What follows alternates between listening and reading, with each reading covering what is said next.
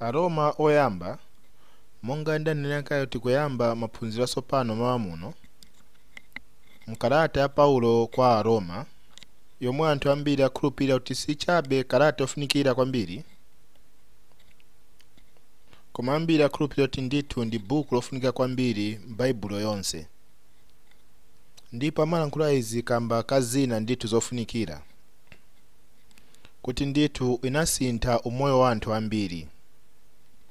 Martin Luther mwachisanzo amalankhula pali buku limeneli kuti iye anasisimusidwa ndithu kuti aone uthenga.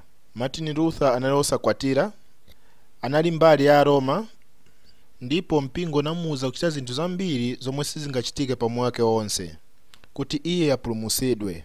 Koma iye pomwe anayikuwerenga Aroma oyamba ndime ya 17 anawerenga kuti okhulupirika akhala mchikhulupiriro, ndipo pomweapo ndithu zonse zinangochoka m'maso mwake zoyipa, ndipo anakhulupirira pomweapo kuti ise tinamapulumuka ndithu mchikhulupiriro ku zomwe Yesu anachita pa ise osati zomwe ise tamuchitira iye. Ndipo izi zinalengesa kuti iye asinthe ndithu apitemo m'buku limeneli, ndipo anazindikira zinthu zambiri zomwe mpingo unalalikira zomwe zinali bwino pa nthawi ija, ndipo anakana zinthu ngati 95 ndithu zokambapo pomwe apa, ndipo iye anazilemba nokazika pa chiseko cha ku cathedral, ndipo ndithu kunali kusinthisidwa kwambiri. Ndipo zonadi anthu ambiri anachoka ku mpingo, ndipo anazindikira kuti maziko ya zoona ya Chikhristu ndithu niyakuti ise timalungamisidwa mchikhulupiriro pakukhulupirira mwa iye.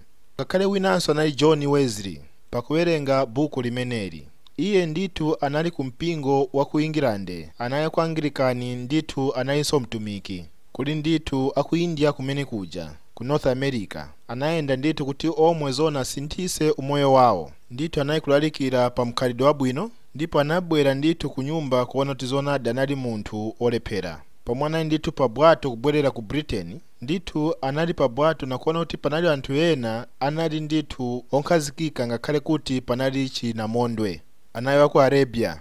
Anazindika kuti awa anthu anali na zina zomwe iye analibe, panayamba ndithu kulalikira ndi iye, ndipo anamuwuza kuti nayenso akabwerenso ku msonkhano. Ndipo ku msonkhano umeneyo wina anawerenga pali Martin Luther pa zomwe analankhulapo pa buku ya Aroma. Ndipo pomwe adamvera mawu ayo analankhula izi: ndinamvera ndithu mtima wanga wafundisidwa, ndinazindika kuti ndinakhulupirira muli Yesu pomweapo ndipo Yesu yekha kuti ine ndipulumuke, ndipo iye anabadwanso mwatsopano. Augustine nayenso anabwera ndithu kusisimusidwa, ndipo iye anamveranso uthenga umenewo. John Bunyan ndithu nayenso analandira pali uthenga umenewo pomwe anali mndende pomwe anawerenga buku ya Aroma. Yohn Calvin anakambapo ndithu kuti mkhristu aliwonse kuti iye afunika kudya ndithu ngati mkate wa masiku yonse pa umoyo wake pali buku limeneli. Bwerera kuli Martin Luther anati buku imeneyo ndithu ndiye ofunikira kwambiri, ndithu ndiye uthenga ofunikira kwambiri nthawi zonse munthu panakhala muli yomwe, ndiye kuti uthenga ukhala wamtengo wapatali. Tingakambepo ndithu pali anthu ambiri omwe anthu umoyo wawo unasinthisidwa pakubwera kumvesesa uthenga wa iyi buku, na inenso ndingakhalepo pali iwo anthu awa. Munamvera kuti ndithu pa zaka ngati 6 nayi kulalikira ndithu uthenga wamene omwe natenga chabe uku ndi uku, ungatengeko ndithu uthenga apa na apa, ndipo kuona kuti ngati watenga uthenga koma yayi ndithu nkusiya zambiri, ndipo izo zingononga chabe uthenga. Ndithu ndi zinthu chabe zomwe zinangoyikidwa ndi anthu ena, ndipo sungaziwe kuti zinayikidwa ndi anthu ena, chifukwa iwe sunatengepo ndithu kuti uone. Ndiye zomwe ndinachitanso ine, nalalikira uthenga omwe sinuli omwe, ndipo nangowerenga imeneyi buku, ndipo moyo wanga wonse unasinthisidwa kupyolera mkumvesesa pa uthenga ndithu wa zoona wa chipulumuso.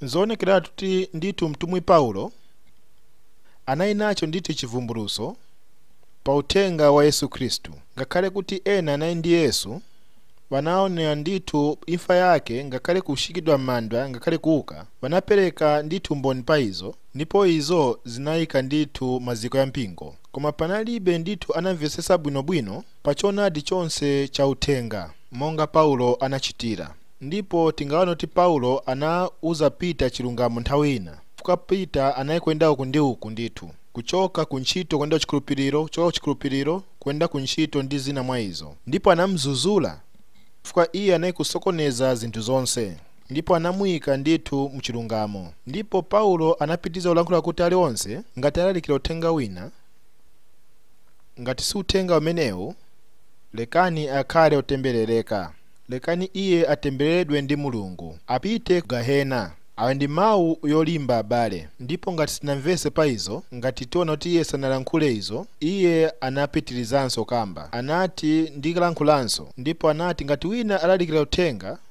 uthenga wina, ndipo iye asewerera ndithu pa maganizo ya anthu, ndipo samvesesa kuti angakhale bwanji bwino ndi Mulungu, lekani akhale otembereredwa. Ndi mawu yolimba abale. Paulo anayitanidwa kuti akhale mtumwi kwa akunja, ndipo ku Roma kumeneku ndiko kunali kukhala akunja. Paulo sanayendeko koma uthenga unafikako, ndipo wina anaperekako uthenga, ndipo ngakhale mpingo nayenda kumeneko, komwe kuja kunali a empire. Ndipo Paulo sanayendeko kuja, iye anayikako nzeru, ndipo anakamba tinifuna kuti mpingo uja ukakhazikike ndithu pa maziko ya zoona. Tiwerenge pa zimenezo. Pamutu woyamba ndime ya 8 tiyambe pomwe paja, anati ndiyamikira Mulungu kupita mwa Yesu kwa inu nonse, kuti chikhulupiriro chanu chimalankhulidwa ndithu dziko lonse, popeza Mulungu ndiye mboni wanga wamene ntumikira ndi mzimu wanga mu uthenga wa Yesu Khristu mwa mwana wake, kuti nthawi zonse ndimalankhula pa inu mapemphero, kupempha ndithu kuti ndithu ndikapeze chifuniro cha Mulungu kubwera kwa inu.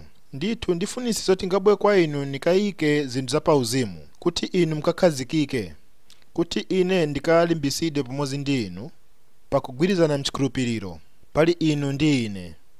Kodi simufuna kuti inu ndithu mkhale oziwa abale, ndimafunisisa kubwera kwa inu, koma ndithu ndichingirizidwa kufika sopano, kuti ndikakhale ndithu ndi mphaso pakati pa inu, monganso kuli ena akunja. Kodi mutenga chithunzithunzi? Anati ndimafunisisa kubwera nthawi ndi nthawi, nthawi zosiyanasiyana. Nafuna kuti inu mkakhazikike mchikhulupiriro, kuti mkatenge choonadi ndithu cha uthenga. Koma ine ndinachingirizidwa nthawi zonse pomwe ndafuna kubwera, ndinachingirizidwa.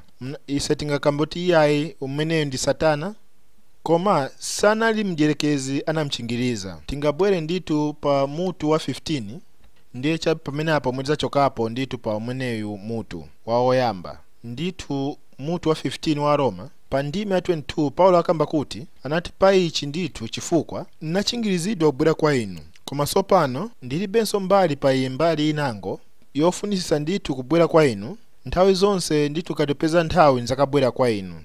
Chomwe anachingirizidwa nchakuti iye anali ndi ntchito yochita kwina, sanasirize ndithu zochita kwina, sangasiye chabe zomwe anali kuchita zija ndi kupita ku Roma. Ngati pali iye anali kumchingiriza anali Mulungu. Ndipo ndikakambe pa izi abale, nchifukwa cha imwe na ine kukhala pano,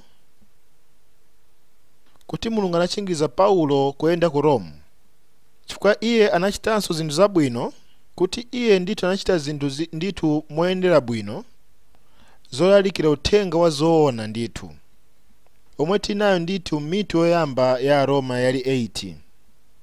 Simungatenge ndithu chithunzithunzi choonadi cha uthenga wonse mu Baibulo. Muziwe kuti nthawi zonse uthenga ndithu ndoyendayenda paliponse mabuku yamene aya chisopangano chasopano. Zichabe apa ndi apa, pali uthenga apa pali uthenga paja, mwesa ndithu zoyesayesa, ndipo zonse muzika pamozi, si chapafupi yayi. Ndiye pomwe anthu ambiri ndithu amachita zomwe sizili bwino.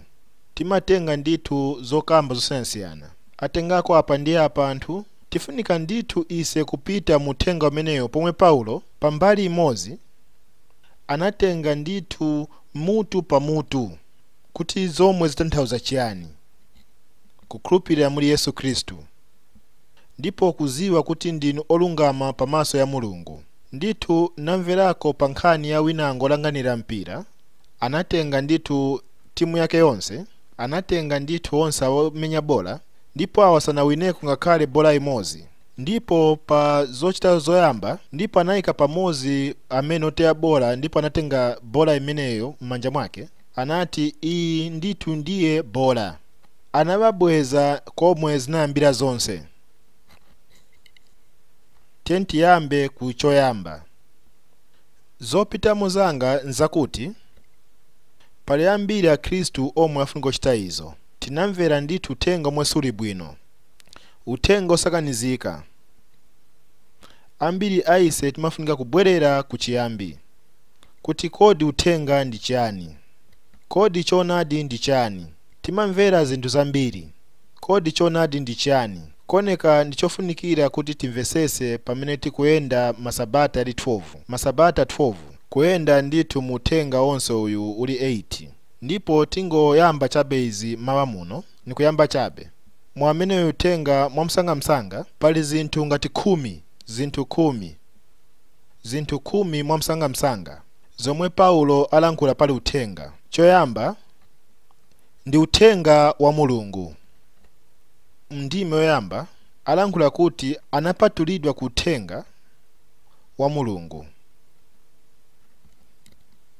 Unangoyamba kuchoka kwa Mulungu.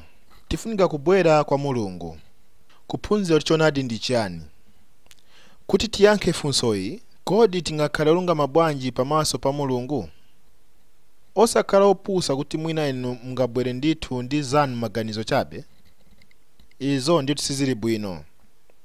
Sitifuna za munthu chabe zoganiza pakuyankha ndithu nkhani imeneyo yabwino pa moyo wathu. Kodi tingakhale bwanji olungama ndi Mulungu? Tiyende kwa Mulungu na kuyenda kwamene Mulungu akamba. Ndi uthenga wa Mulungu. Ndithu mukamvesesa uthenga wa Mulungu muzazindikira kuti ziyimirira mwamene iye alili. Ndiye mwamene athirira umoyo wake, ndithu chikondi chake. Choyamba chakuti ndi uthenga wa Mulungu. Chachiwiri ni chakuti uthenga wamenewu sunayambe ndithu pa mutu wa Mateyo oyamba pa ndime yoyamba. Unalonjezedwa ndithu mchipangano chakale, ndithu ulinso ndi mizu mchipangano chakale. Pathu kamba kuti iye analonjeza kupyolera muli aneneri ake, malemba ndithu oyera. Anthu ambiri amazindikira kuti mchipangano chakale Mulungu anachabe ndi njira imodzi yopulumukiramo, ndipo izo zinthu sinachitike. Ndipo kuti mwina mchipangano chatsopano pali ndithu zochita zina, pali njira ina ndithu tipulumuke, kuti chifukwa njira ina iyo sinasevenze. Iyayi pomwe munthu chabe analephera munda wa Edeni, Mulungu chabe nthawi zonse anayichabe ndi njira imodzi yopulumusiramo, ni Yesu chabe. Kumbukirani zomwe Mulungu analankhula ndi Adamu ndi Eva ndi njoka. Mbewu ya mzimayi izaphwanya mutu wa mdierekezi, ndithu izataya zonse omwe mdierekezi anachita, zonse zoyipa zamene anachita pali munthu. Ndithu mbewu ya mzimayi ili kubwera, osati mbewu ya munthu. Anati mbewu ya mzimayi. Iyo zonadi inayichabe kamba kwina mnthawi ya Baibulo, chifukwa zonse zinayikulembedwa kupyolera muli munthu. Koma uyu ndithu ndi mzimayi, ndithu mbewu ya mzimayi. Ndipo pamwe apa uthenga ubwera, tiona kuti Mulungu iye anabweresa kuti anthu azipereka nsembe. Zitiphunzitsa zinthu zitatu. Choyamba kuti mphoto ya uchimo ndi imfa. Mphoto ya uchimo ndi imfa. Siku yomwe muzakadya chakudya ichi muzakamwalira. Zonadi uchimo weve umafuna kuti umoyo uchokepo. Chachiwiri kuti Mulungu iye amavomera zoyikapo. Koma chachitatu tizopereka ndithu za nyama sizingachosepo chimo cha munthu, chifukwa nyama singakwanise koneka anapitiriza chabe kupereka nsembe, kupereka ndithu nsembe zosiyanasiyana. Zonse izi nayikulata chabe kuti siku imodzi kuti nkhosa ya Mulungu izakabwera ndi kuchosapo chimo cha ziko. Ambuye alemekezeke. Ilimo ndithu muthenga, ndithu panalinso iwo ansembe. Ansembe nayikumwalira wina ndi wina, kuti siku lina Mulungu iye azakayikapo wansembe wamkulu amene ali Yesu Khristu. Ni Yesu ali kumwamba sopano. Iye anatenga zonse ndithu, zonse zamwazi, ndipo anapereka zimenezo kwa Atate wake, kuti ise sopano tinavomerezedwa kwa Mulungu. Ndipo pali uneneri wambiri wa kuchipangano chakale mu Yesaya, Yeremiya, zonse zilata kwa Yesu. Ziliko ndithu zonse kuchipangano chakale, si zinthu zasopano yayi, sizinayambe ndithu mu AD yayi, zinayamba kalekale ndithu munda. Tiona pamene Mulungu anayitana Abrahamu kumuonesa momwe angapulumukire kukhulupirira chabe mwa Yesu. Mulungu anati kwa Abrahamu, mu mbewu yako yonse mafuko ya anthu paziko yazadalisika. Mbewu yako ili kubwera, mbewu yako inalonjezedwa, ikubwera ndithu pyera mwa iwe, ndipo kupyolera mbewu yako onse ndithu azadalisika.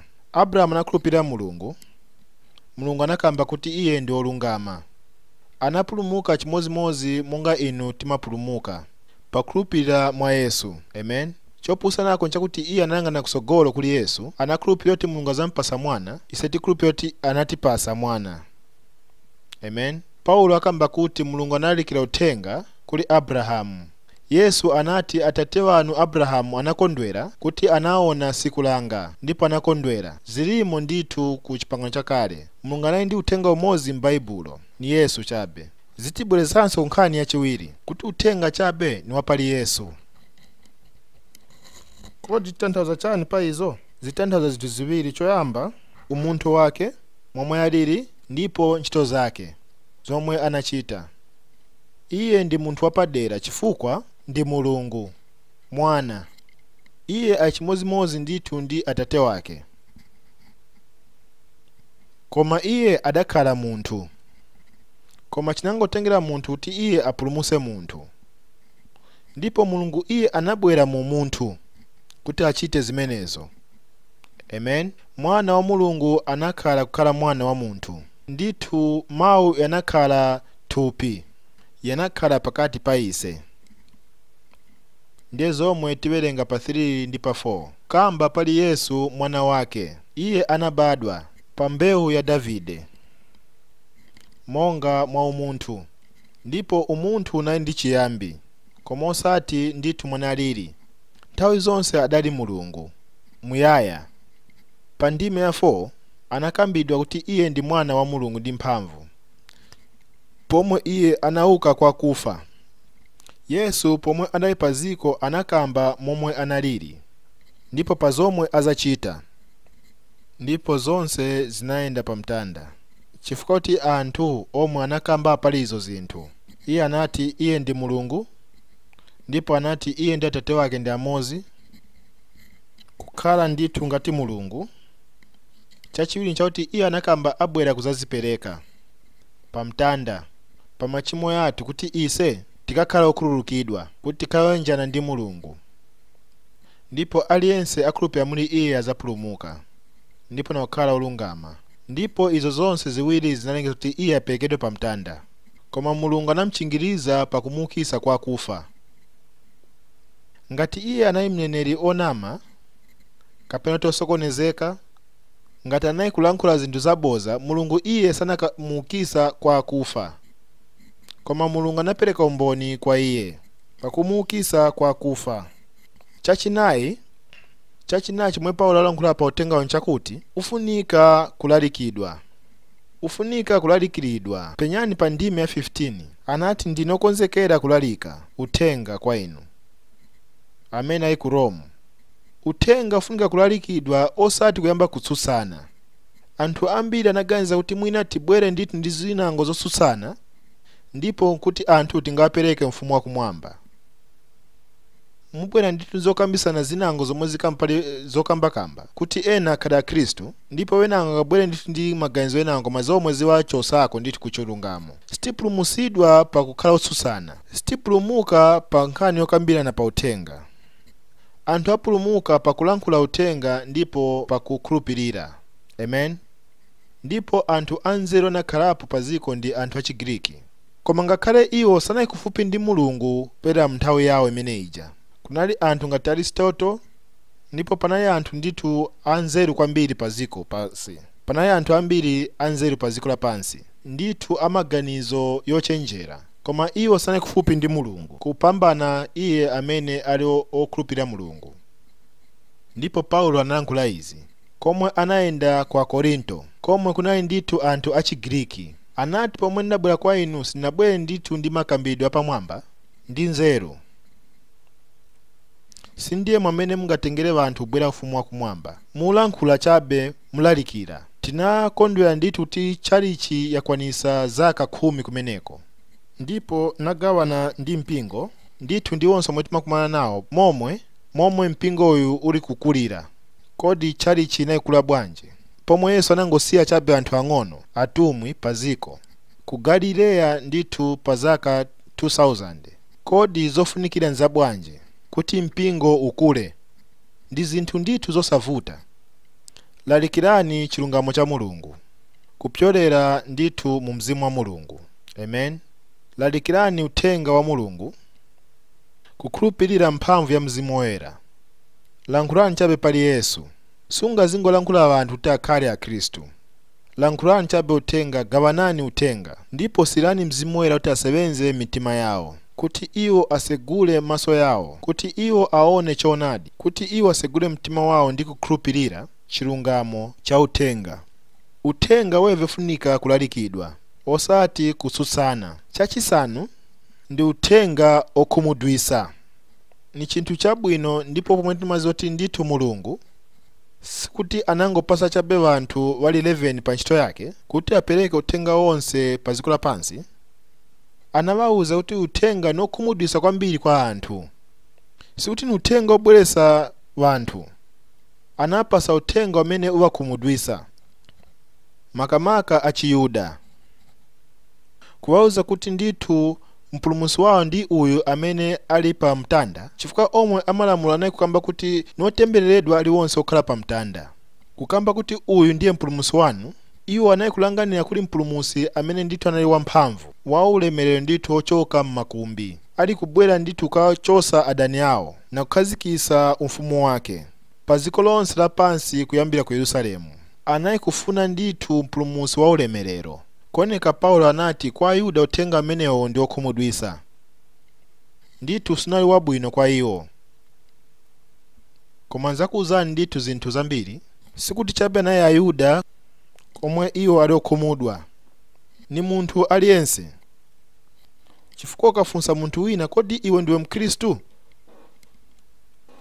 Kodi iwe amachita chani? Iwo amafuna kubwera zomwe amaganizirapo nokamba kuti ndi chabe bwino.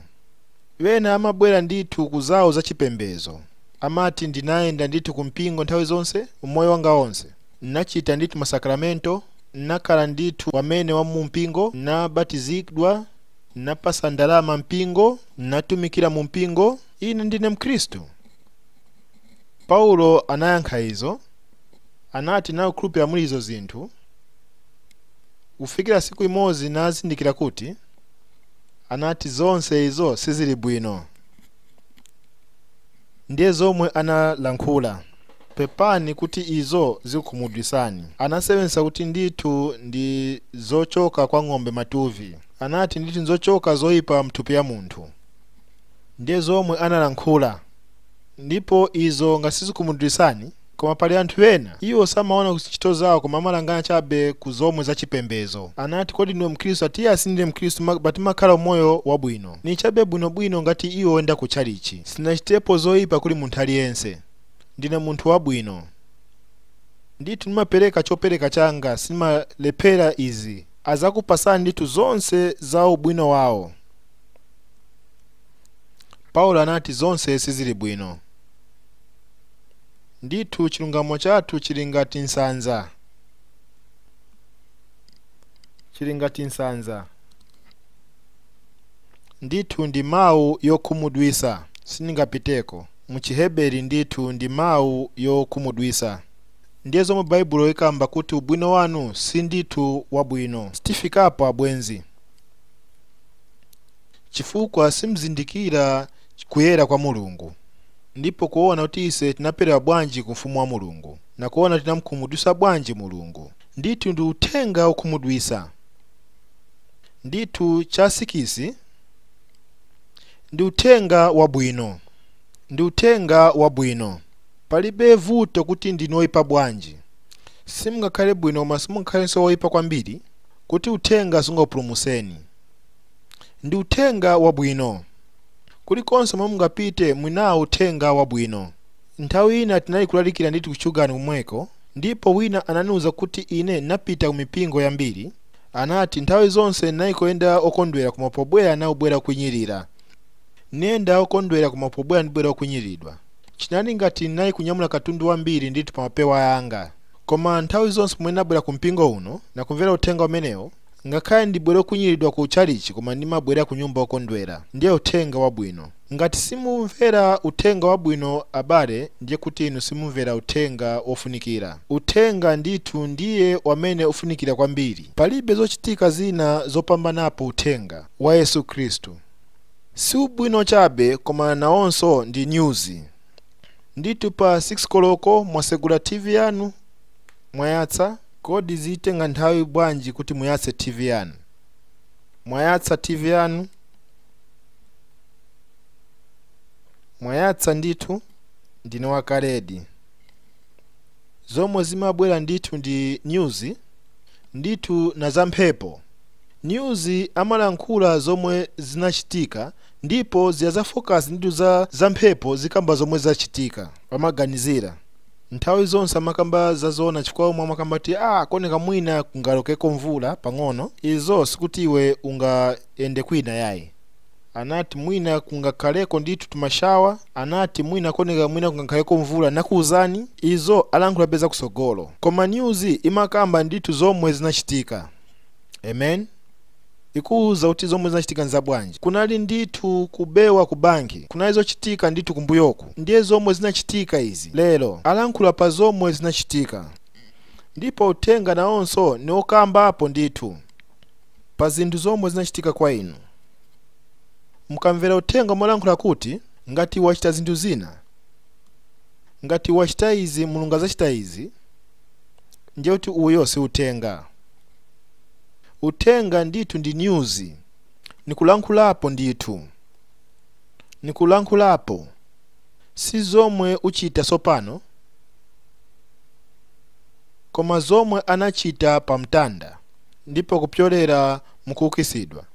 Ndiye zomwe zimirirako kwa inu kwa Mulungu. Zomwe uchita sopano sizimabwerapo yayi. Sizimabweresa zinthu zinango yayi kapena mjira inango, kapena kusintha zinango. Nikulankhulapo zomwe iye anachita kwa inu, zomwe zipanga kuti ukhale bwino ndi Mulungu, ukakhulupirira chabe ndi kulandira zimenezo. Ndipo cha 7, uthenga uyu ndi mphamvu ya Mulungu ku chipulumutso. Kodi ni mipingo zingati zomwe zifuna kuti tikhale ndi mphamvu, kuchita zinthu kuti titenge mphamvu, kuti tipitemo mzamphamvu ndi Mulungu. Ngati upemphera kwambiri iwe uzakhala ndi mphamvu kwambiri. Pemphera uzakhala ndi mphamvu. Ngati ufuna mphamvu mwina sala kwambiri kudya masiku 40 ndithu ndi masana 40, ndipo ngakhale kukamba kwako uzakhala kwa mphamvu. Ngati ufuna ndithu mphamvu iwe pereka kwa Mulungu. Ngati ufuna mphamvu yofunika upereke ndithu zinthu zina zache, pereka nsembe, uzakhala ndi mphamvu kwambiri. Uzayika ndithu uzatenga. Takhalapo ndithu pa zaka zambiri pa zimenezo. Kodi mnaikona mphamvu zina? Paliko mphamvu ina iliyonse pa moyo wanu? Tiyeni tikambepo. Palibe mphamvu iliyonse. Chifukwa mphamvu ya uthenga ni kukhulupirira kuti iye anakuchitani zonse. Mkakhulupirira chabe choonadi, muzaona mphamvu imeneyi ya Mulungu. Zinthu ndithu zasewenza pa moyo wanu. Simzakhala kuti mulibe mavuto, imwe koma mzakhala nayo mphamvu yambiri yosewenza moyo wanu. Amen. Ninangotenga email iyi ndipo abwenzi kuti zomwe tikulankhulapo lero ndiye zomwe analemba ena ndithu mabuku yawo, ma CDs ndi matepu. Zonse izi zoonadi zili pa uthenga wa Mulungu. Ndiye email nalandira choka ku America. Izonse zona zimachitika kwambiri izi. Komwe aphunzira ndithu ku America, anati nafuna ndithu kuyamikira choka pansi pa mtima wanga pa utumiki wanu.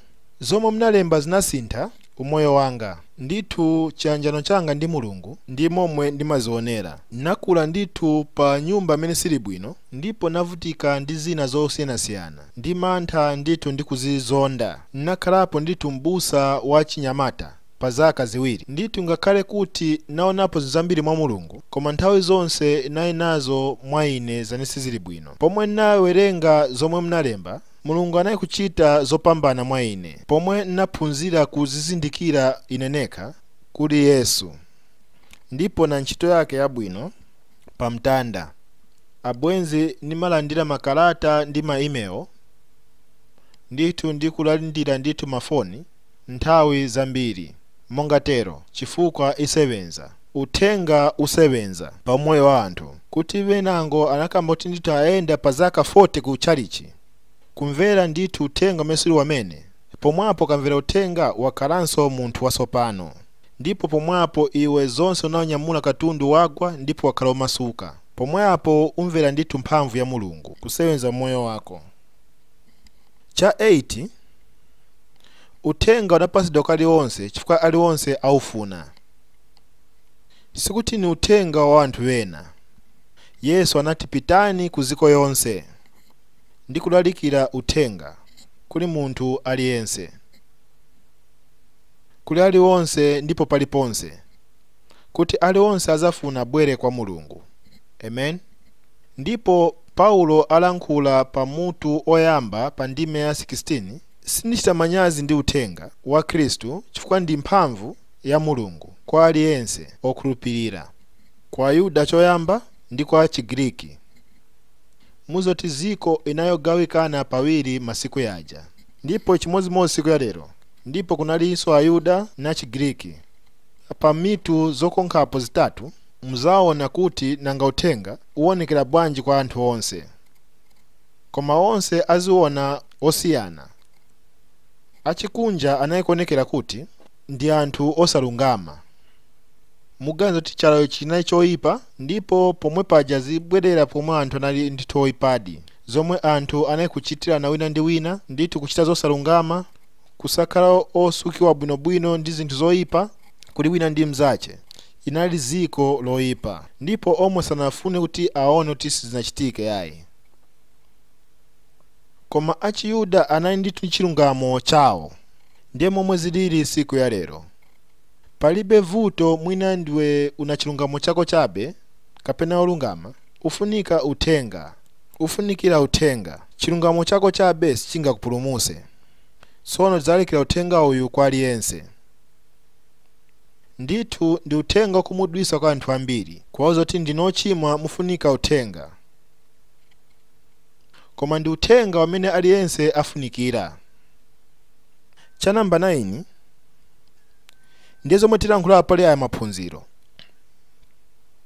Uthenga umavumbulusa chilungamo cha Mulungu. Onani pa ndime ya 17, muli chomwe omwe uli uthenga, chilungamo unavumbulusidwa. Chilungamo chitanthauza kuti kuyimirira bwino ndi Mulungu. Kodi ungakhawimirira bwanji bwino ndi Mulungu? Sindingaganizire pa funso lofunikira lomwe mungafunse, ndipo mfunika mwayankha pa moyo wanu, kapena kusogolo. Yobu anafunsa funso iyi: kodi munthu angakhala olungama bwanji pamaso pa Mulungu? Chifukwa Mulungu ndi woyera. Ndipo Mulungu angayankhe chabe uchimo pa njira imodzi, ni chabe pa kuweruza kupereka kuimfa.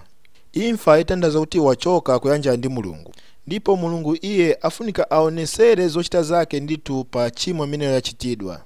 Vuto ni yakuti chimo ndipo ndi munthu ochimwa onse ali pamodzi. Sunga chosepo zinthu ziwirizo. Kuoneka pa ndime yokonkhapo tizakalankhulapo ndithu pa sabata mwezi kuza amawa pa 18, ikamba kuti sikuti chabe chilungamo cha Mulungu chinaonekera, koma ndipo ndi mkwiyo wa Mulungu yaonekera. Nizonadi ndithu ndisosakana penyani pa namondwe. Mulungu iye mnthawi azaonesera mkwiyo wake pa chimo. Ndithu iye kusachita msanga ni kuti iye aonesera chifundo chake. ndipo zimaonesa kuti pa nthawi inango Mulungu chifukwa cha momwe alili, chifukwa izo ndiyo kuti zingasinthe momwe alili, iye afunikira mpakana aweruza chimo ndi munthu wochimwa. Kuoneka mu uthenga chilungamo chinaonekera. Chingatheke kumira pa Mulungu mu chilungamo, ndipo uthenga omwe umaonesera kuti bwanji. Ayuda sanamvesese. Paulo alankhula izo pa mutu wa 10. Iwo anayosazindikira chilungamo cha Mulungu, anayenda kuti akakhazikise chilungamo chawo. Iwo anaganizira kuti angakhale umoyo omwe unali wabwino pakusunga lamulo. Anati Yesu ndiye chimaliziro wa chilungamo cha lamulo. Ukabwera kwa Yesu ndiye kuti lamulo waisiriza, chifukwa lamulo itanthauza kuti iwe ufunga kuchita zinthu zina ndi okwatiridwa kwa lamulo zimalangana pa zomwe ungachite. Koma ukabwera kwa Yesu ni pa zomwe anachita chabe iye. Amen. Ndipo uthenga umaonesera izo. Uthenga umaonesera kuti Yesu anapereka kwa Mulungu umoyo wangwiro omverera kufikira kuimfa, zomwe zinafikiriza zomwe Mulungu anayikufuna zoyera, zomwe zinabwera nditu kuchimo yathu. Chifukwa kuweruza kwathu kunayenda nditu pa mtanda, anamwalira imfa yomwe ise tinayikufunikira kumwalira. Anakhala opusanisidwa kwa Mulungu kuti ise tikakhale okhululukidwa, chifukwa pomwe pano ali woyimirira kumwamba kukhala ngati wansembe wamkulu ndithu wotilankhulirako. Tili naye ndithu wotilankhulirako kwa Atate, Yesu Khristu olungama. Ndipo apereka kwa Mulungu monga zinalili mwazi wamene uli ndithu zosinjiza zonse zapamtanda. Ndipo anati chiweruzo cha Mulungu chomwe chinakwaniritsidwa pa zomwe anachita pamtanda. Ndipo Baibulo ilankhula izi, anati iye ndithu ndiokhulupirika ndithu ochetekereka kuti ichoserapo machimo yonse, ndipo atichosa ku uchimo wonse. Ndipo ayimire pamaso ya Atate kamba kuti ngati simukhululukira awa anthu ndipo nakuwapasa chilungamo chawo, ndiye kuti palibe za chilungamo, ndiye kuti inu mwabweretsa chiweruzo kawiri. Chiweruzo chawo chinachitika kale. Ndipo tizaona kuti zinachitika bwanji zimenezo. Chiweruzo chathu khulupirira muli Yesu chinachitika pa mtanda, ndipo machimo athu anaweruzidwa paja pamuyayaya. Yesu ndithu notilankhulirako, koma Atate ndiye amatilungamisa. Kulungamisidwa ndiye kuti mwine Mulungu alankhulapo ndithu. Ni Mulungu iye atilungamisa. Iye alankhulapo ndise olungama, ndipo mveraniza abwenzi. Saka mbapo chabe ndise olungama, koma alankhula izi, iyi nkhani sizakabwereraponso, ndiye kuti kwatha. Kwatheratu. Zinachitika kale. Iye anakhulupirira mwana anachoka ku imfa kubwera ku moyo, sitibweranso pakuweruzidwa. Uyo ndiye uthenga wabwino abwenzi. Osabwereranso ku chiweruzo, zinachitika kale, zinatha. Uyo ndiye uthenga wabwino, ndiye uthengadi wabwino. Chakhumi, malandiridwa mchikhulupiriro, ndipo sungidwa bwino mwa chikhulupiriro. Penyani ndithu pa ndime ya 17 pomwe tikumalizisa, popeza muli ichi chilungamo cha Mulungu chinaonekera kuchoka uchikhulupiriro kuyenda uchikhulupiriro, monga kunalembedwera kuti iwo olungama azakhala mchikhulupiriro. Abwenzi alionse amalalikira kuti upulumutsidwe ofunika kukhulupirira zomwe Yesu anachita pamtanda. Kodi nzoona? Pomwe sitimayenda bwino kuti pomwe takhulupirira muli Yesu, anthu ambiri amauzidwa kuti ukhale bwino ndi Mulungu, ufunikira zonse zimabwera kwa iwe, ndiye kuti izo sizili pa chikhulupiriro. Iyo ni ntchito. Ndiye pomwe uthenga umaonongedwa. Ndiye zinachitika kwa Galatiya. Paulo analikira uthenga ndithu anasiya anthu okondwera, ndipo anakhala omasulidwa. Ndipo achiyudeya anabwera kwa iwo, anati nchabwino kuti ukhulupirira mwa Yesu, koma ufunika kusunga lamulo. Chimwemwe chinapita, ufulu wawo unapita, ndipo kumasulidwa kwawo kunapita, ndipo anakhala mu ukapolo. Paulo alankhula kuti munayamba muzimu komanso sopano mufuna kukhala olungama opera muthupi? Iyayi ni kuchoka ku chikhulupiriro kuyenda ku chikhulupiriro. Mwamenemo mu International Version kamba kuti anati ni kuchoka ku chikhulupiriro kufikira pa chimaliziro. Kuchoka ku chiyambi fika pa chimaliziro. Munayamba kukhulupirira Yesu, mupitiriza kukhulupirira Yesu. Utenga uliwonse umene ufuna kuti uchose menso yako pali Yesu ni kuzika pa yoweka, uyo ni utenga umene sili wazoona, ni pali iye chabe ndipa zomwe anachita, ndiye chabe chiyambi ichi. Ndipo Baibulo yalankhula izi penyani pa ndime ya 7, anati onse ali ku Roma okondedwa a Mulungu. Ali onse okhulupirira utenga akhulupirira mwana wa Mulungu, ayika chikhulupiriro chake mwa iye. Iye ndi okondedwa ndi Mulungu. Iyo chabe ndi nkhani yomwe Mulungu asewenzesa pali mwana wake. Anati uyu ndi mwana wanga okondedwa, mwana amene ndikonda kwambiri. Koma iwe ukakhulupirira mwa Yesu ukhala ndithu mwa Khristu, ndipo ukhala okondedwa wa Mulungu. Ndi okhulupirira ndiwe mwana wa Mulungu, ndipo nthawi zonse iwe ndi okondedwa ndi Mulungu. Ndiye utenga. Abale ngati ya Khristu abwera pamozi, chomwe timabwera pamozi nchakuti ni kulalikira utenga umenewo ndi kulimbikisa wina ndi mzache kuti tiyimirire mutenga umenewo wa chisomo. Kulimbikisa wina ndi mzache, kulanganisana kuchoka m'malemba zonse zomwe Yesu anatichitira ndi zomwe zili za ise, ndiye chiyanjano cha zona cha Chikhristu, ndiye zomwe chabe zilipo. Amen.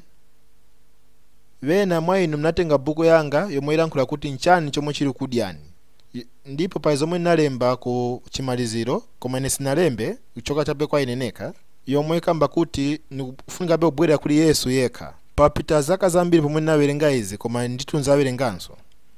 Zinayimba ndithu ndi Jim May. Ninayikapo ndithu utenga pang'ono, nzawerengako kwa inu ndithu.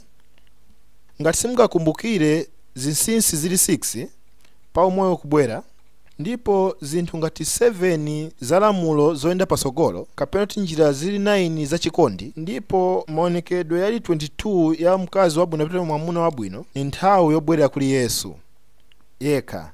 Mukamvera umboni wa ena ndithu okisa anthu ena akufa kupemphera usiku onse asala kudya masiku 40, ndipo abweresa ambiri kwa Yesu, ndipo omwe awerenga Baibulo yonse ndipo wamvera kuli wina yasanachiteko zili zonse, ni nthawi yobwerera kwa Yesu yekha. Kapena walandira ma email yamene ndithu yakulengesa kuti usamvere bwinobwino, ndipo ati ngati iwe suzatuma kuli anthu ngati 8 wena, ndiye kuti iwe siumukonda Mulungu, ndipo zamenezo kukamverekedwa kukamabweresa kuti zomba uyambe kuzizuzula, ndipo imu ngachite izo chifukwa unawo moyo, ni nthawi yobwerera chabe kuli Yesu yekha.